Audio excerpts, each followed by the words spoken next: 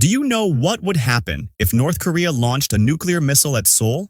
A long-range missile streaks across the sky from the North Korean launch facility near Pyeongchang, heading straight for South Korea's capital. Within minutes, millions of lives are at risk. Panic erupts. Sirens scream across the city. Citizens freeze in disbelief. The streets are clogged with cars as families try to flee. And just like that, Seoul disappears under a mushroom cloud. This is not fiction. It's a scenario built on decades of real intelligence, real weapons, and a regime that has repeatedly threatened nuclear war. Today, we break down what would happen, minute by minute, if North Korea truly launched a nuclear strike and how the world would respond. The missile is a Taepodong-2, modified for maximum range and nuclear payload. It travels over 1,000 kilometers in under 10 minutes, reaching speeds of over 7,000 km/h. Radar systems in Japan and South Korea immediately detect the launch. Civil defense warnings flash on phones. It detonates in the air over Seoul's city center with a yield of 100 kilotons, nearly 7 times more powerful than the Hiroshima bomb. The impact is catastrophic. A massive fireball incinerates everything within a 2-kilometer radius. Steel and concrete buildings crumble like paper. Thermal radiation ignites fires up to 5 kilometers away, causing third-degree burns to anyone exposed. Within seconds, over 2 million people are killed instantly. 4 million more are critically injured, many beyond hope of treatment. Hospitals collapse under the weight of destruction, leaving no medical aid. Communications go down, phones, internet, and radio are wiped out. A shockwave levels neighborhoods and sends cars, debris, and even buses flying. Fallout spreads quickly, contaminating the Han River, nearby rivers, and surrounding cities. The air becomes unbreathable.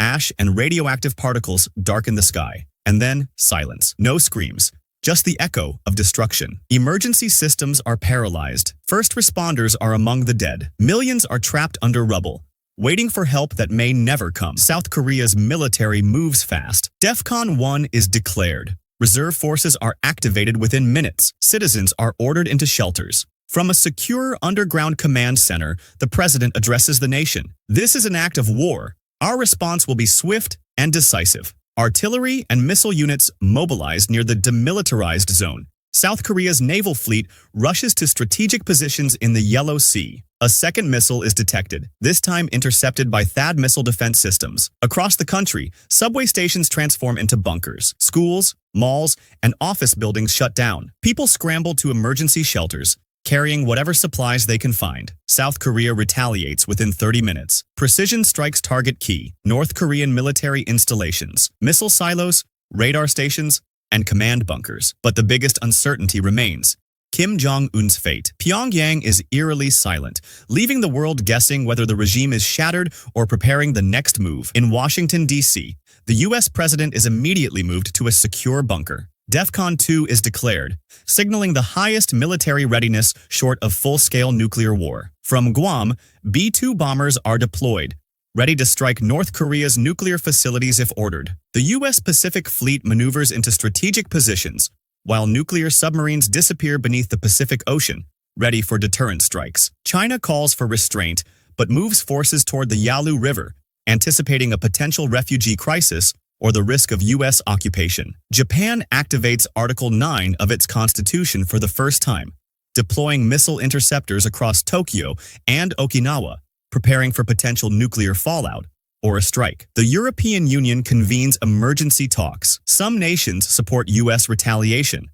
while others plead for diplomacy to prevent a global disaster. Russia positions troops near its Korean border, citing regional stability concerns. Global financial markets crash. The Korean won collapses. Oil prices surge past $200 per barrel, while panic buying empties shelves from Seoul to San Francisco. The world is suddenly on edge, teetering on the brink of a crisis it has never experienced before. The next decisions will be made in hours, not days. The world stands at a fork in the road: escalation or diplomacy. Option 1. The U.S. launches limited strikes on North Korea's leadership bunkers and nuclear facilities, aiming to decapitate the regime without using nukes. Precision is critical.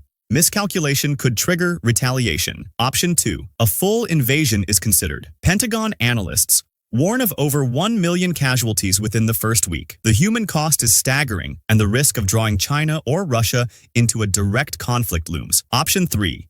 China proposes a ceasefire, offering to control North Korea's northern provinces and halt further missile development. The US and South Korea weigh the offer cautiously, aware of the long-term implications for regional power. Option 4. Cornered. North Korea launches another missile, this time targeting Tokyo. Alarm bells ring across Asia as the world braces for potential all-out nuclear war. Meanwhile, humanitarian collapse accelerates. Seoul is in ruins. Over 8 million people are displaced. Clean water and food supplies are non-existent. Radiation sickness spreads among survivors. Aid organizations cannot enter the city safely. Roads, bridges, and infrastructure are obliterated, leaving millions stranded. Every neighboring country closes borders, fearing a mass influx of refugees. The region faces a crisis unlike any before. Social, economic, and environmental systems are on the verge of collapse. The long-term consequences depend on choices made in the next critical hours. There are 5 possible outcomes. 1. Regime collapse. Kim Jong-un is killed or overthrown. A military council takes control and surrenders. Korea is gradually reunified under international supervision. Recovery is slow but possible,